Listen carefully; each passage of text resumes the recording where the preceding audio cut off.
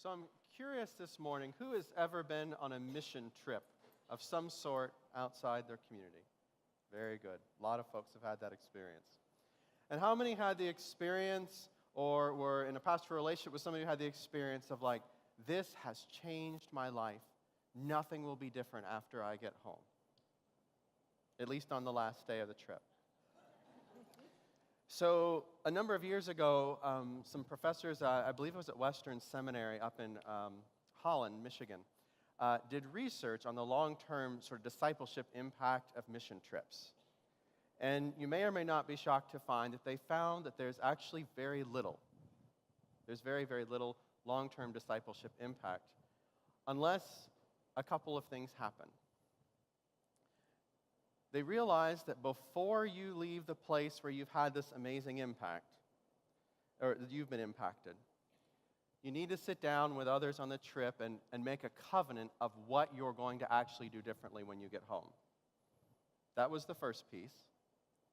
And you needed to make a commitment to either meet with the group for about 6 months or someone else for an extended period to make sure you held to that covenant. Otherwise, it wasn't going to take long for, I've always kind of called it the Walmart threshold or Belk threshold, pick your store. Like, you know, the place you're like, I just can't handle it, I've seen too much simple living. And the moment where you can go back in, like, the impact of the trip is done.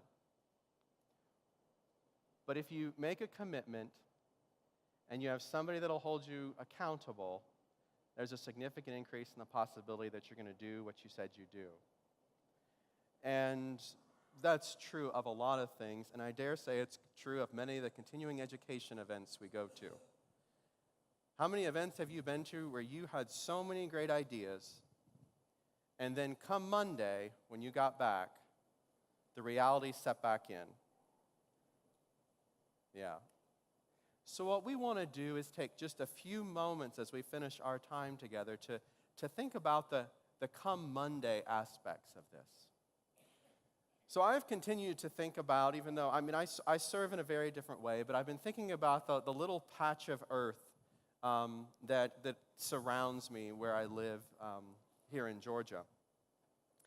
And I've been thinking about, as I said yesterday, the different layers of that community, and really the different networks that are in the midst of that community. And it took me back to the time when I was living in Asheville. And I showed you a picture of Berry Temple, which is a historically African-American church, and I had the opportunity to serve there. But I also served an Anglo church at the very same time. And they were on kind of either side of Bowcatcher Mountain, but really not too distant, to be honest, geographically. And Asheville is a community that's changing tremendously. And a lot of people want to come there and start churches. I laughed. I was there from 2006 to 2010. And a couple of us from the existing churches would watch the alternative paper. And I kid you not, there were times when 2 new churches were starting up that week. It's a city of 80,000 people. Like, there's a lot of need, but that's a lot of new churches. Like, every month, somebody was coming along and starting a new church in that area. So there was clearly a lot of things changing and a lot of opportunity, at least as people read the demographics. But what I found very interesting was working with existing churches, how they read and experienced the community around them. And it was interesting because it took me back, as I listened to them, it took me back to the fact that, so I'm a native North Carolinian, going back many, many generations, but I actually did most of my growing up in upstate New York, so that's why there's no accent. One of many reasons. But I grew up in a place called Endicott, New York, for the most part. I don't know if that rings any bells for people. You may have heard of IBM, however. It's the birthplace of IBM. The Watsons, in fact, were Methodist. Maybe you didn't know. They were Methodist. Not just the Coke people were Methodist. IBM was Methodist, too. And up through the 80s, there were 20,000 IBM employees there. Our parents built the mainframes that were at the Pentagon. When Challenger went down and they found the black box, they brought it back to Endicott to figure out what was in there. It was a vibrant community. And then IBM started moving everything away and selling everything off. And now there's a 4 million square foot complex with maybe 200 people in it, and it has nothing to do with IBM. The whole downtown is completely dead. And I share that because that experience helped me understand, as I talked to folks at Berry Temple and Oakley, what they were experiencing about their community. Again, if you've been to Asheville or have heard about Asheville, it is an extraordinarily vibrant place downtown. I mean, it is amazing. I mean, it is absolutely positively amazing. It's every economic developer's dream, because it didn't look that way 30 years ago. It was about dead, and they almost ripped the whole downtown down to build a mall. But if you talk to the folks at the Anglo Church, they talked the way I think about Endicott, New York. Everything's gone. It's so sad. All the stores I went to, all the places I'd go, all my favorite restaurants, everything is gone. And I was like, do you need to ride in the car with me downtown? Like, I know that Faines is not there, but Mass General Store is in there, and Mast is really cool, and they're nice people. But there was such a sense of loss. And then at Berry Temple, my historically African-American church, I mean, their whole neighborhood first had been ripped up by urban, and I always put it in quotes, revitalization. The whole neighborhood was completely and utterly torn up and then left until hipsters started showing up and all other kinds of folks that wanted to gentrify the area.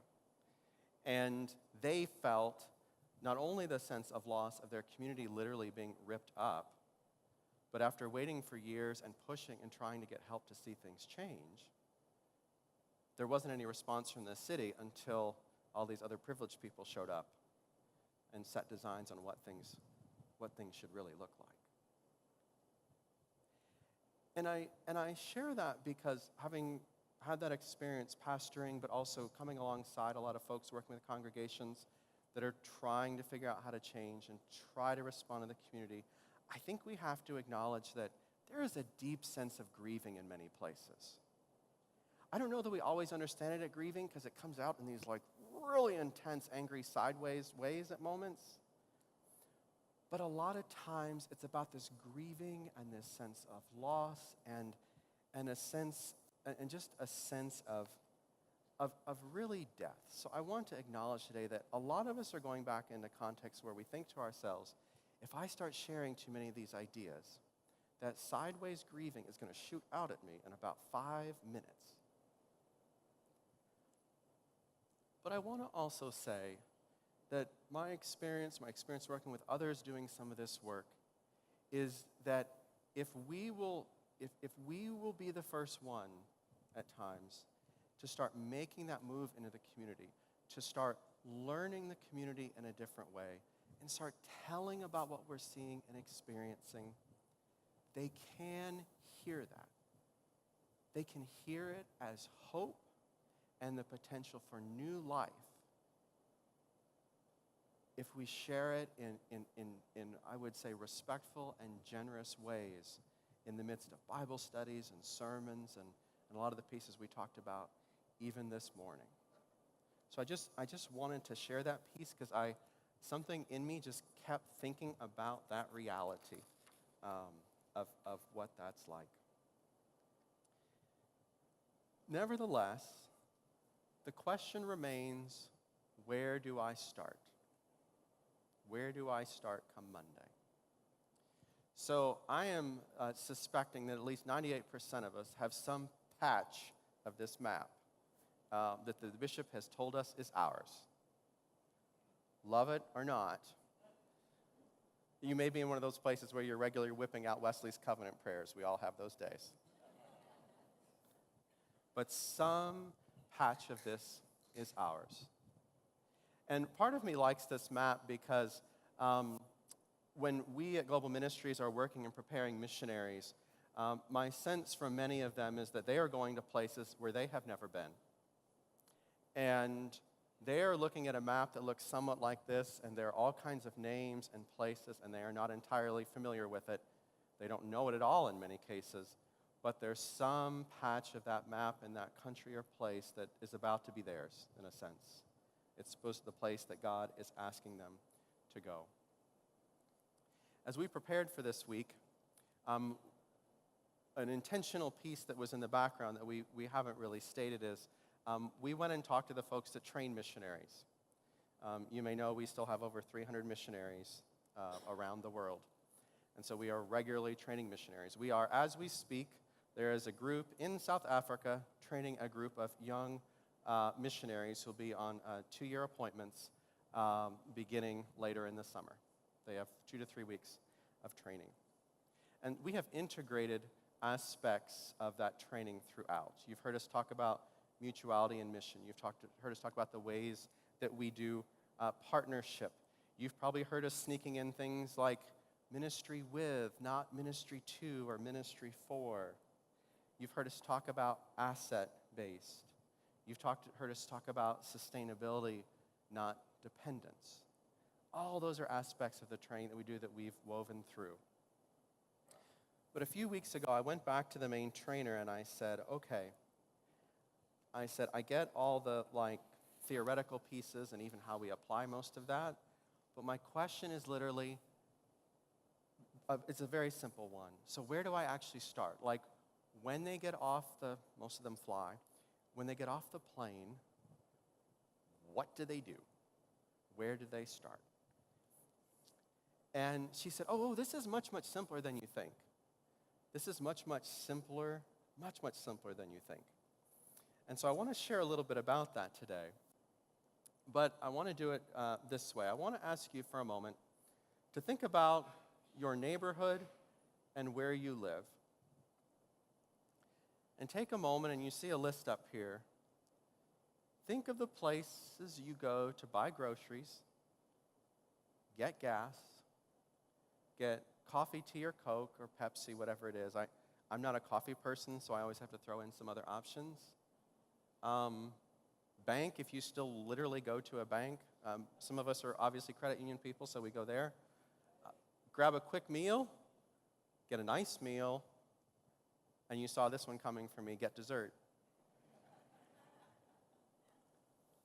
But I want you for a moment to think of the places you go. Because my suspicion is, if you live in a rural area, or you live in a suburb, or you live in a place where you can walk to everything, you have actually already created a little neighborhood of your own based on the places that you go. And that's not something that the missionaries run into. I mean, everything's got to be new.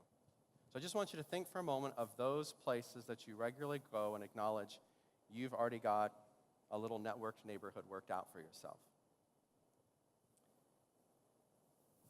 And then I want you to think about the different places that you pass by that could offer you the very same things. Mentally drive around the places you go.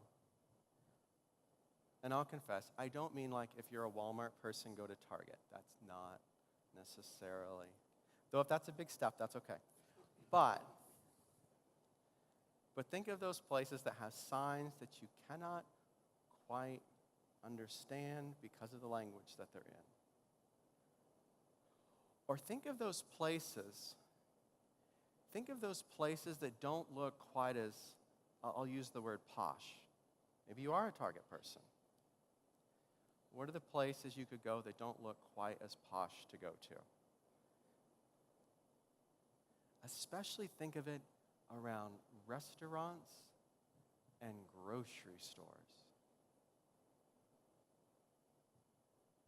And take a minute and pray, what are 1 or 2 places you could go and visit in this coming week?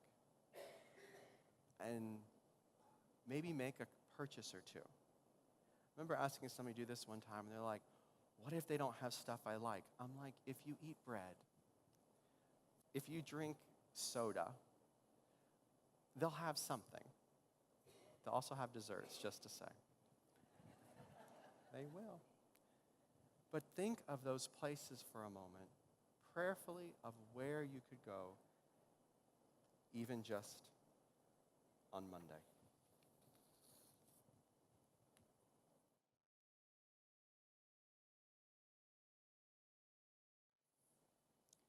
So interestingly, the process of missionaries learning their community is, as we said, remarkably simple. And the way I've characterized it here is the summary. Study, observe, invite others, and discern. And so I want to share that as a way for us to approach this work, especially, I've lost my ability to advance.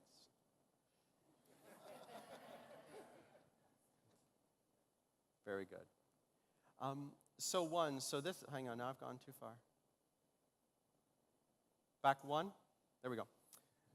And so this is the only opportunity I'm giving to the introverts to hide in the office for a little longer. And I completely understand, but one is make use of the resources that are available to you. We ask our missionaries to do as much reading and things as they can before they get there. Mission Insight, I am assuming most people have used this at some point, know that they have access to it. I know that in North Georgia they do, and they regularly provide opportunities if you watch the conference website to learn how to use it.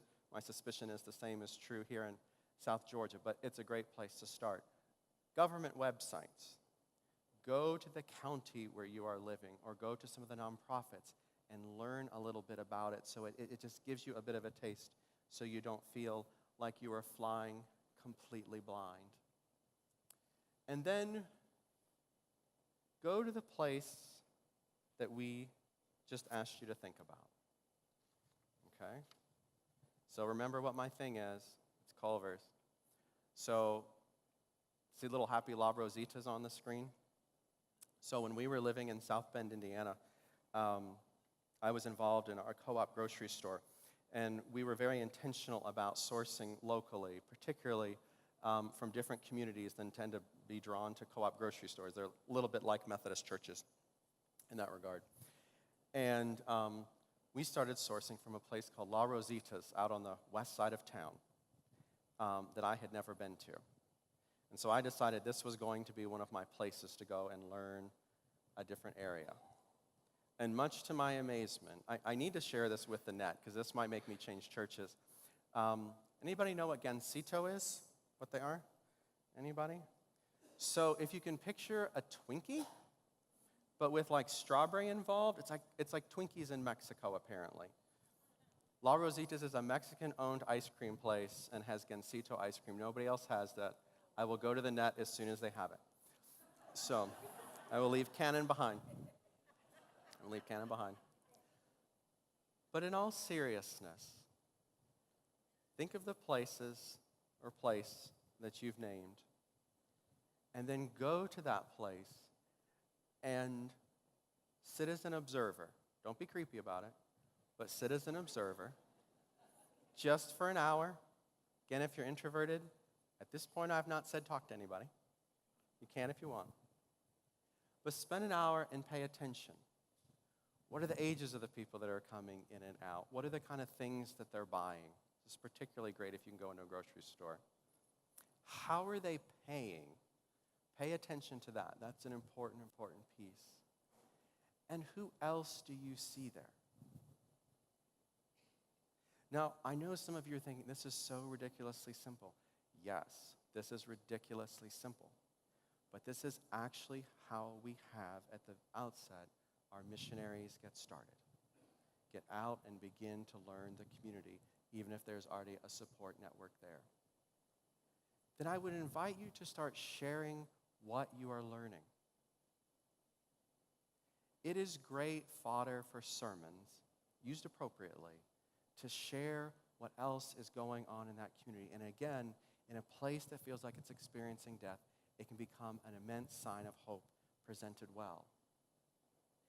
Invite others. This was something that our missionary trainer emphasized to me. It is fine for us to go as pastoral leaders, but try to invite others to do some of the same observing. If you can connect into communities that are different from you, differently abled, different ages, different ethnic and socioeconomic groupings. Ask them to come and help in that same kind of observation. And just start the process that way. And then, having made those initial observations, think about what next steps are. There are great resources around asset-based community development that help you go much deeper into the community. Roving listeners, and there's resources here, particularly in the South Georgia Conference, to help understand ways to really get out and not only understand the community, but to help them give voice, the people who are there, give voice to their hopes and their dreams. We are blessed in these two conferences to have very capable conference staff folks who are there as resources. So absolutely reach out to them, and absolutely reach out to us at Global Ministries. As I've said, a lot of the work that we're doing right now is trying to get things into more practical, plug-and-play sort of resources, but a lot of it is driven by the questions that we get asked day in and day out. So the questions you ask help form us, but find ways absolutely to go deeper. So we want to take 5 minutes now for you to think about come Monday, and now if Monday is your day off, come Tuesday. Take just 5 minutes to think about what steps you're going to take next. And I will say, again, these are very basic steps. But one of the things that we have realized, the Center for Mission Innovation within Global Ministries, initially we had this idea that everything had to be like cutting edge. But then we realized that there's a spectrum of innovation. And for some churches, and for some of us as leaders, the first step is doing these very kinds of things. And in other places, and you've told me stories about this over the last couple of days, you're already at a different step. So in these 5 minutes, just think about, with everything you've heard and experienced this week, what is the next step or couple steps that you want to take beginning on Monday? You can do that with your phone or if you have pen and paper with you, but just let's take 5 minutes to think about what our commitment is for when we get back to reality.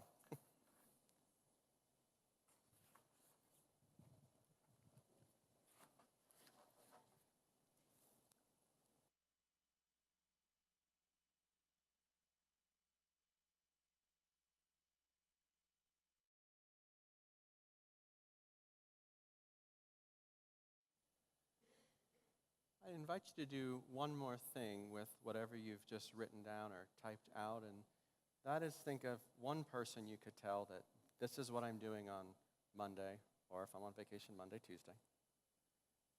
And just ask them to check in with you and see if you do that. And encourage you and maybe offer to do the same for them if it's somebody who's been here. The last piece I want to share actually goes back to something that Thomas said very early on, which is that mission is finding out what God is doing and joining in. And I think if you were here and heard him, you saw him kind of look off to the side and say, I know you're trying to figure out if this is from Bosch or Newbegin. He was looking at me because I'm pretty convinced it's from Bosch or Newbegin, and I'm going to keep digging until I find it. Where it came from really doesn't matter. What matters is the truth of it, that there is nowhere we are called to go in the broader world or even in our community where God is not already present, where the Spirit is not leading and taking us. And I think that's something that we have to continue to hold to for ourselves, but also to continue to remind the folks that are in our care is the case.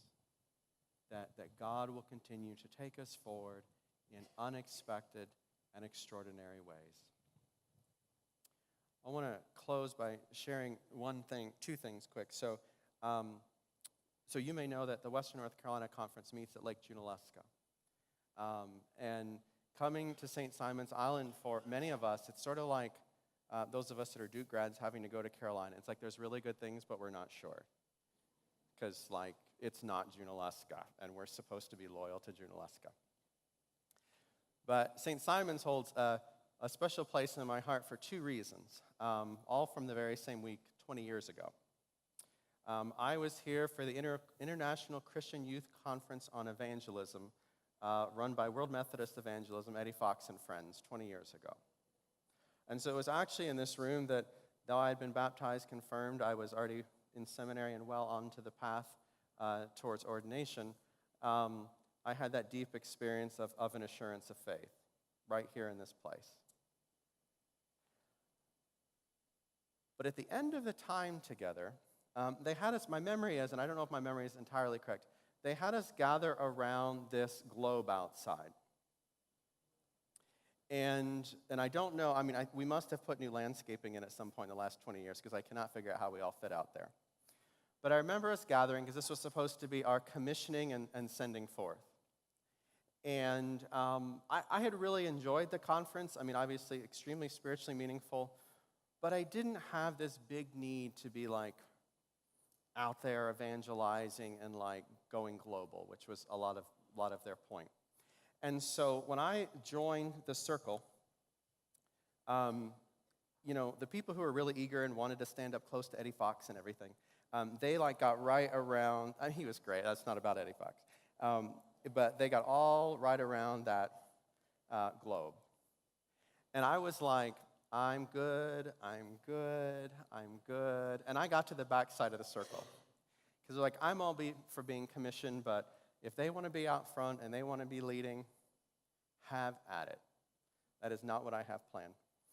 So in the middle of doing this, they're doing the commissioning and they're talking, and they have us all suddenly turn around. So I went from like being back at the back to being right out on the front. And they're like, these are the people who will lead us in mission in the future. And I was like, next time go to the circle. Next time go to the center of the circle. Go stand with Eddie Fox and Friends.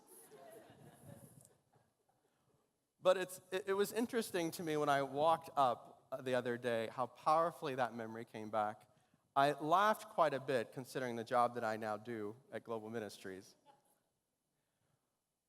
But I also was mindful that there are so many times in our life where the thing that we feel most comfortable doing is not necessarily the thing that God most needs us to be doing.